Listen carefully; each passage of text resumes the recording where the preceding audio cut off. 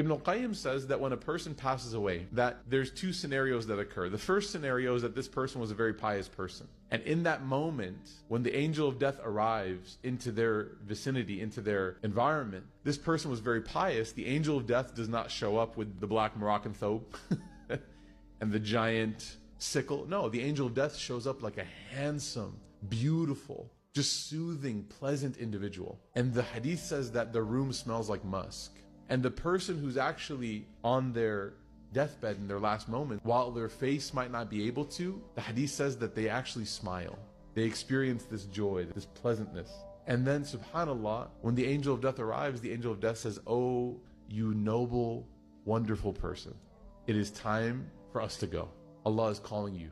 And the soul, again, that you would think is like, wants to stay here, the soul's like, yes, this place is not it. And they basically, the hadith says that the soul is removed from the body, and the example that is given is like when you pour water out of a glass, how smooth that is. And the angel of death is taking the soul by the hand, and then the angel of death shows, this is the first time now that the soul has seen the body, or out of body experience, right? The soul is looking at the body, the lifeless body. And then the angel starts to ascend the heavens, and you start going above even the base sky that we see as the highest, right? And you go throughout the heavens. And the hadith says that on the way up, there are crowds, just immense crowds of malaika, of angels. And for the righteous soul, for the good soul, the angels are like fangirling over you. Oh my God, is that him? I saw him last Ramadan. He usually prays 2 rak'ah, he prayed 4, right? He said he was going to finish a mushaf. Miskeen, he barely started, right? But he tried. And they were like singing your praises the entire way up.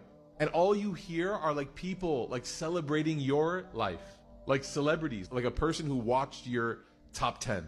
And then the angel of death takes you all the way, and Allah Ta'ala gives permission for you to enter into the balcony of what will then give you a view into paradise. And Allah gives you in that moment, the righteous soul, special permission to look at your reward in paradise, your abode, your home, what you spent your whole life building. That's your moment.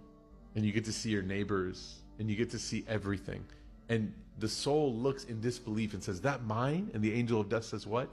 And much more. And then the angel of death takes the soul very gently down into the resting place, into the barzakh.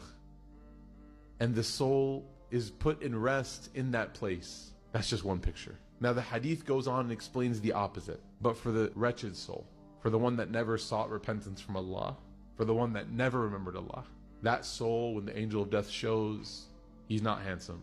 He's intimidating. He's scary. And the soul doesn't come out easy. The soul's screaming for more chances. But it's pulled out, the hadith says, like sheep's wool is pulled out of a steel comb. It doesn't want to come out. And then the soul is roughly carried, and the angels that are lining the sides, they're not celebrating. They're saying, "Oh man, I remember that guy. He was horrible to his family. He never prayed. He was so dishonest. He used to backbite." So instead of hearing all the good things you did, which is interesting because the good people also sinned, by the way, but they just made tawbah. But this person didn't make tawbah. And they hear all of these things, and then they see their position in the hellfire.